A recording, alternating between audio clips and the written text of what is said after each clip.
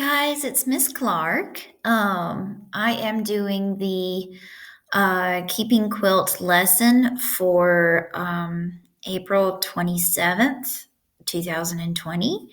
And I'm going to be reading you a story and we're going to be learning about it. And let's get started.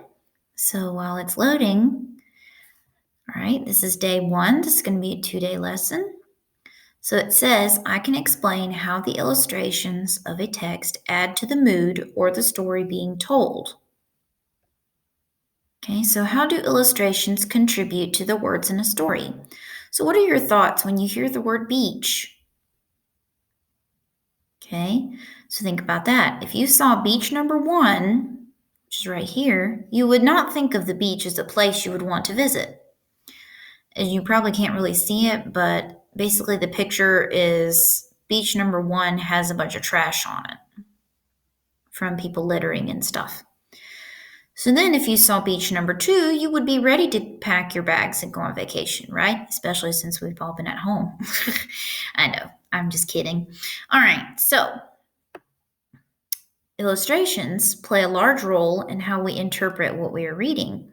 So pictures and illustrations, they create mood, right? They create like how we should feel, emphasize aspects of a character. So they kind of show us what the character looks like and then show the setting, maybe where the character lives or where they work or anything like that. Okay. So that's what illustrations are for. Remember those 3 things. They create mood, emphasize aspects of the character, and show setting. Okay. All right, so today we'll be reading a story called The Keeping Quilt. I want you to pay close attention to what the illustrator did with the illustrations. Be thinking about how this contributes to the story. Okay, so before we continue, our vocabulary is babushka is a headscarf tied under the chin, typical of those worn by Polish and Russian women. So it's basically a headscarf. Sabbath is a day of religious observance and abstinence from work, kept by Jews from Friday evening to Saturday evening, and by most Christians on Sunday. Okay, and then a huppah is a canopy under which a Jewish couple stands during their wedding ceremony. Does it say stand? I can't see it because there's something in the way. But anyway, babushka, Sabbath, huppah. Okay? All right. So now, as I read today, I'll be pointing out the following depth and complexity icons I notice. Patterns, change over time, and perspective. Okay, so patterns are like things that happen over and over again. Change over time is like past, present, and future. And the perspective is like someone's point of view. Okay? So now I'm going to click on the link.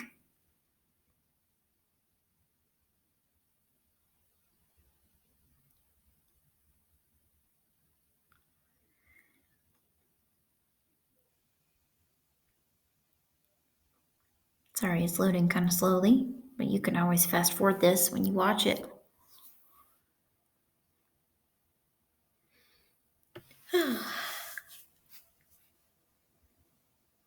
Wow, that's being very slow right now.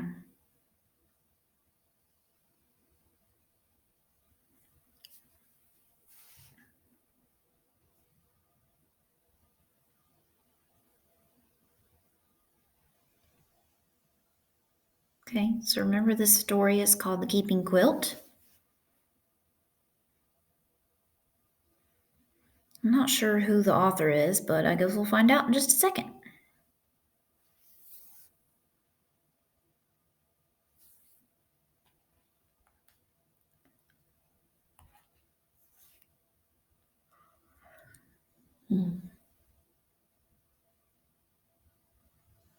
And here we go, almost ready. Here we go. Keeping Quilt by Patricia Polacco. I love her. She's one of my favorite authors.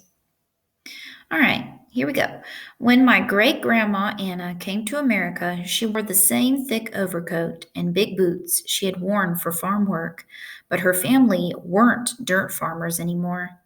In New York City, her father's work was hauling things on a wagon, and the rest of the family made artificial flowers all day. Artificial means fake. Okay? So everyone was in a hurry, and it was so crowded, not like in back home Russia. But all the same, it was their home, and most of their neighbors were just like them. So thinking about perspective, who do we know is telling the story? Do we know who it is? Not really, but the perspective it's talking about, my great grandma Anna. So it's somebody that's telling the story, but the perspective is from great grandma Anna. Okay, so think about that as your perspective.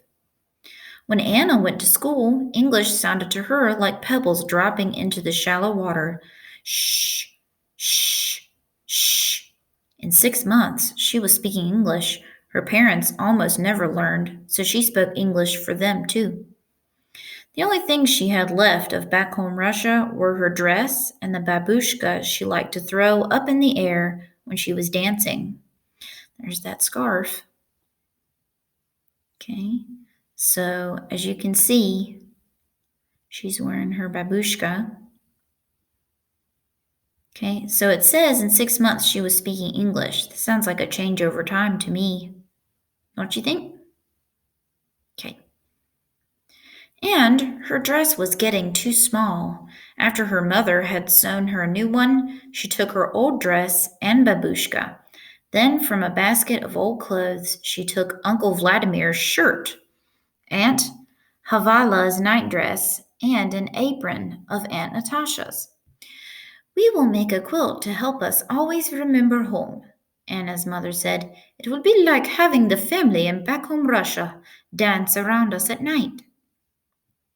So as you can see, they are making a dress out of different material that they had at home.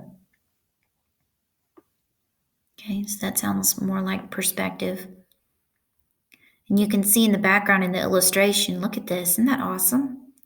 It shows her whole family dancing around. Are they really there? No, you're right. They're not really there, but it's symbolic of what's going on in the story. Isn't that awesome? Okay. So it says, and so it was, Anna's mother invited all the neighborhood ladies. They cut out animals and flowers from the scraps of clothing. Anna kept the needles threaded and handed them to the ladies as they needed them. The border of the quilt was made of Anna's babushka. Oh, interesting. So they're actually making a quilt, aren't they, out of the old material? What do you notice about the colors?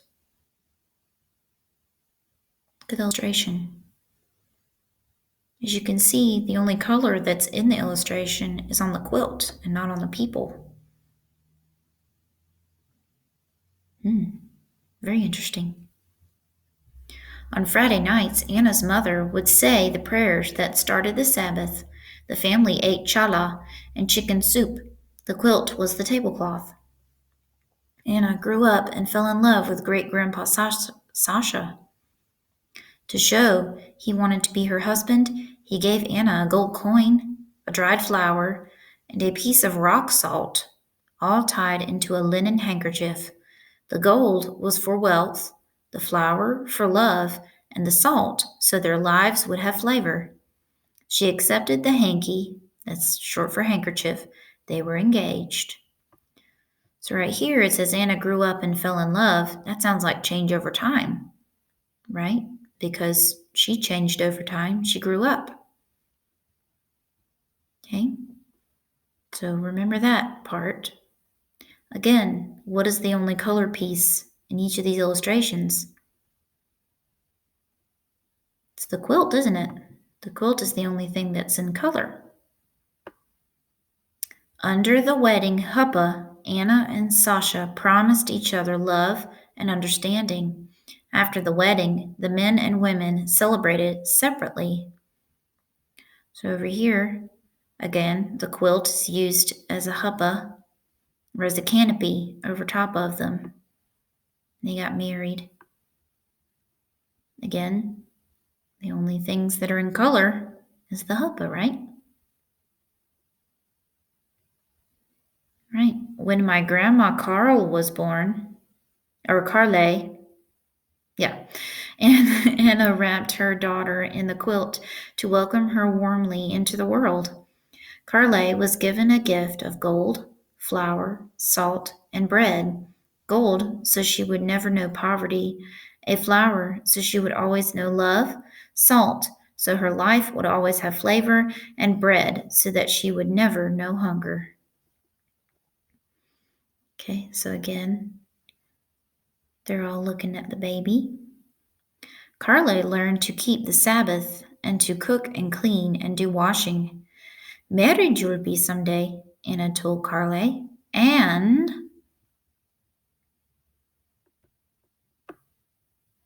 again, the quilt became a wedding huppah, this time for Carle's wedding to Grandpa George.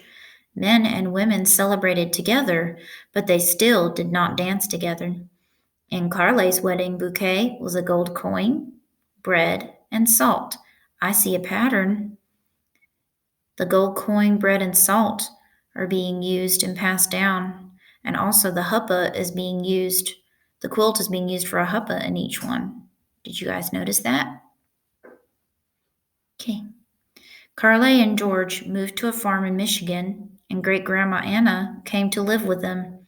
The quilt once again wrapped a new little girl, Mary Ellen. Again, there's another pattern in color. The huppah is the only thing in color. Mary Ellen called Anna Lady Grandma. She had grown very old and was sick a lot of the time. The quilt kept her legs warm. Oh, look, it's changed over from a huppah to a quilt again. There's a pattern. On Anna's 98th birthday, the cake was a kulish, a rich cake with raisins and candied fruit in it. So they gave her a cake. And again, everybody's in black and white. Uh-oh. When Great Grandma Anna died, prayers were said to lift her soul to heaven. My mother, Mary Ellen, was now grown up. So, Grandma died. Great Grandma, excuse me, she died. They're all surrounding her, all praying for her soul. When Mary Ellen left home, she took the quilt with her. You could see the quilt in there. Everything's still in black and white. When she became a bride, the quilt became her huppah. For the first time, friends who were not Jews came to the wedding. My mother wore a suit, but in her bouquet were gold, bread, and salt. Oh, change over time. She grew up, pattern, gold, bread, and salt, and that they used the huppah again. Interesting. I think that's cool. The quilt welcomed me, Patricia, into the world. So there it is again. And it was the tablecloth for my first birthday party. That looks like Patricia right there. At night, I would trace my fingers around the edges of each animal on the quilt before I went to sleep. I told my mother stories about the animals on the quilt.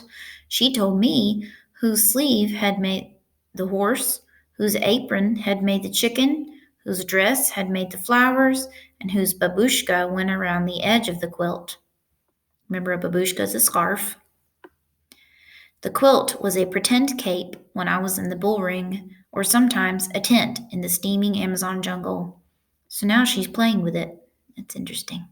Change over time, she's growing up. Patricia is the author of the book, by the way. At my wedding to Enzo Murillo, men and women danced together. Ooh, that's interesting. It's a change over time. Remember, at the beginning of the story, when they got married, just the men and women danced apart, and now they're dancing together. In my bouquet were gold, bread, and salt, and a sprinkle of wine, so I would always know laughter. That's really neat. Again, with the gold, bread, and salt. 20 years ago, I held Tracy Denise in the quilt for the first time. Someday she too will leave home and she will take the quilt with her. Pattern, it keeps going with the daughters, doesn't it? That's great. And that's the end of the story. Okay, now let's go back to our slideshow. Okay, we did found a lot of different things, didn't we? Okay. All right, so hold on. Oh, we did that. Okay, so your exit ticket that you're going to do for today, and we're going to talk about it during our Google Meet. It says, what was the purpose of the author only using color for certain parts of the illustrations? Okay, so we talked about that.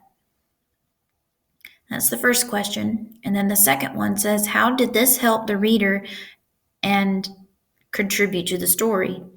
So how did it help the reader and contribute to the story? Okay, so go ahead and answer these two questions, and then we'll go over them at our Google Meet today. Okay, so I hope you guys have a great day, and I will see you at 2 o'clock.